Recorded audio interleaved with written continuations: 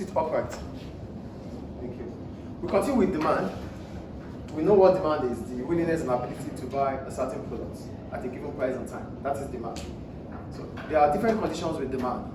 Price changes. When price changes, consumers want to buy more, or they want to buy more or less. So if the price is favorable, that means the price is falling, consumers will buy more. If the price is, is being raised, consumers buy less. This will bring about movement along the demand curve. That's about price. Then we have the non-pricing factors, which shifts the demand curve either to the right or to the left, depending on the situation, like income, fashion, and the rest. So we'll continue with demand, but we're going to the law of diminishing marginal utility. Before we go into the law of diminishing marginal utility, what is utility itself? And before I even define what utility is, there's production. So production itself is the creation of utility. So that means we have a product. It has to give us satisfaction. So that's why we say production is the creation of utility. So what is utility? Utility is the amount of satisfaction we derive from the consumption of any commodity. So this is a product. It is not a product until it is being used. So we can have pack of these markers in a store. It is not production. Until we start using them, that is when production starts from. So production is not complete until it gets to the final user. So why is it not complete until it gets to the final user? It is not complete until it gets to the final user because it is the user that will show if it, that would let us to know if it is satisfied or not. Do you get the point I'm making here? So there's production, which must create satisfaction. So satisfaction will not be derived if there's no consumption. So that's why production is the creation of utility. And utility is the amount of satisfaction we derive from the consumption of any commodity. Do we understand utility here? Yes. What is it you don't understand? Utility itself. Utility means satisfaction. And you can't be satisfied on abstract. It would have meant that you have consumed something. I can't just be laughing. There would have been a reason for me to laugh. Do you get the point here? So I won't be happy about the product if I have not used it. You can't just give it to me and you want me to assume that the product is fine. No, I need to use it and confirm it is fine. So as soon as I confirm it is fine, then there's satisfaction. Because I used it and I'm happy using it. So that is what production must give us. That's why we say production is the creation of utility. So utility itself is that satisfaction we derive when we consume the product or service. Is it clear now? Great.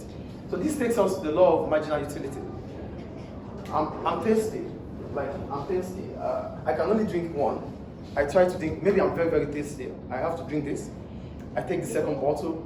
As soon as I'm going to the third, which might be the last, I would already be filled up. Yes or no?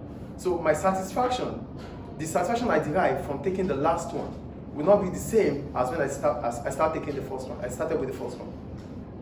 Do you get it or not? Yes. I'm very thirsty right now, so I have to drink water. I drank this already. I took the second bottle.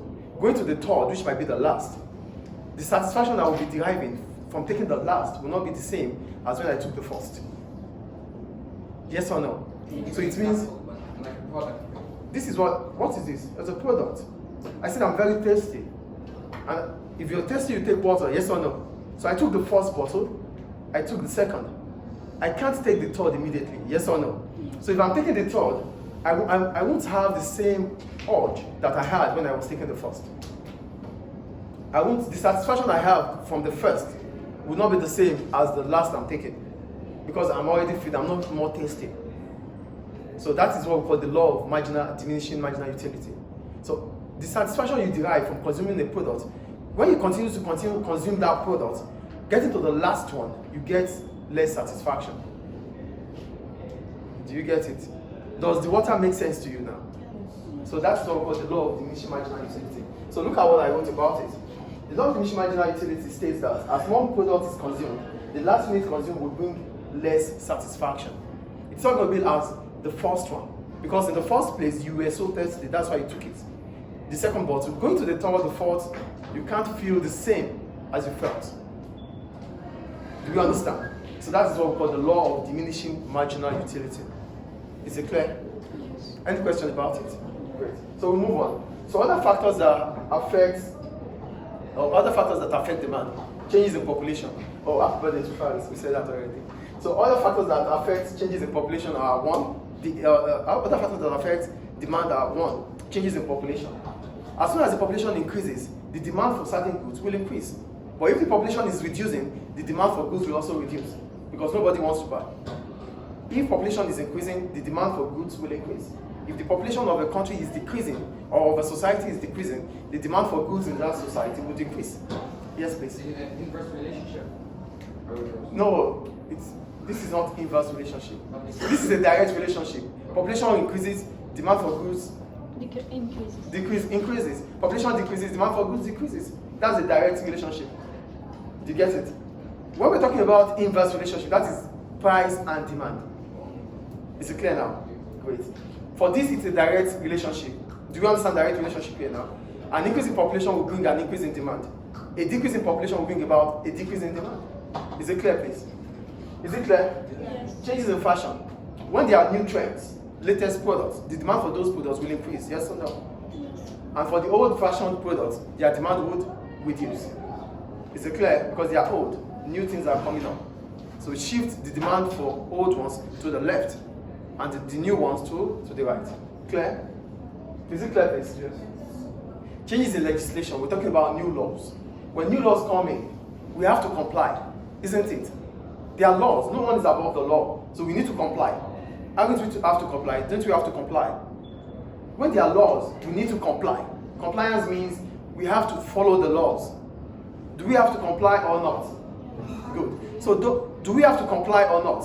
Yes, we have. We have to quit. So those things that would allow us to comply, those goods that allow us to comply, their demand would increase. Example, let's say the law says we should always use a cap. So the demand for cap will increase because the law says we should use caps. Do you get the point here? So new legislations will bring about new laws. And for us to comply with these new laws, the demand for those things that will be needed to be compliant, their demand will increase. Do we get it or not? No. The law of the country says we should buy new caps. We should buy caps, or we should be using caps. Before now, there was no caps.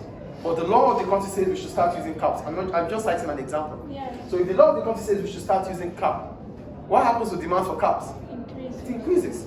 Because buying a cap means you are complying with what the law says you should comply with. Without doing it, you'll be sanctioned. Do you get the point here? So when there's new legislation, those goods or services that allows us to comply, their demand will increase. Do we get it? Is it clear now, please? And the last one, advertising. A powerful advertisement, an effective advertisement might influence you to buy. Sometimes you watch advertisements on TV screens and you're like, oh, I need to buy this product. So that advertisement has influenced you to change your opinion that you want to buy. So as soon as that advertisement is effective and powerful, the demand for those goods might increase. Do we get the point or not? Some schools, they will just have to do their advert. As soon as they do their advert, parents will like, oh, this is the school I want my child to go to. Do we understand? Yes. Any questions about that? And the last one is consumer surplus.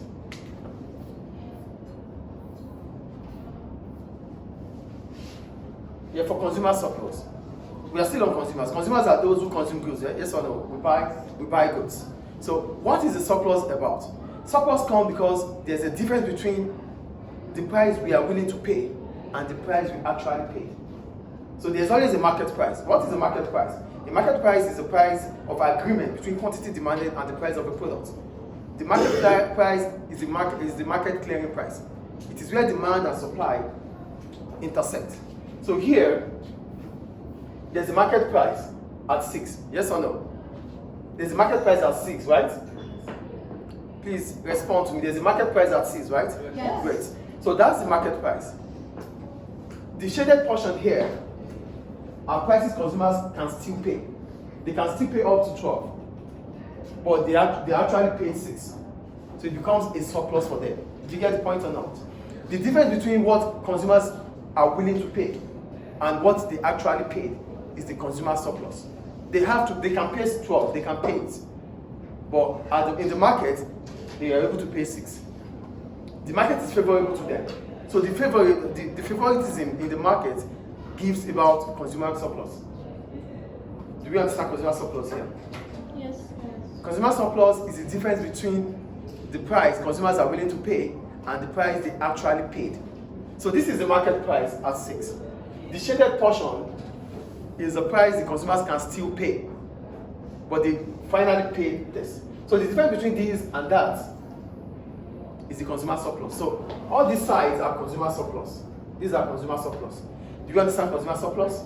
Consumers can buy this stuff for 6. They can afford up to 12, but they pay the market price, which is 6. So the difference between what they paid and what they can afford is the consumer surplus. Is it clear? So from 6 to 12 is the consumer surplus. The difference between 12 and 6, which is 6, is the consumer Yeah. surplus. No. Is it clear, guys? Yes. So that ends demand, and we have the exam practice question. We do it. Yes, please. Thank you.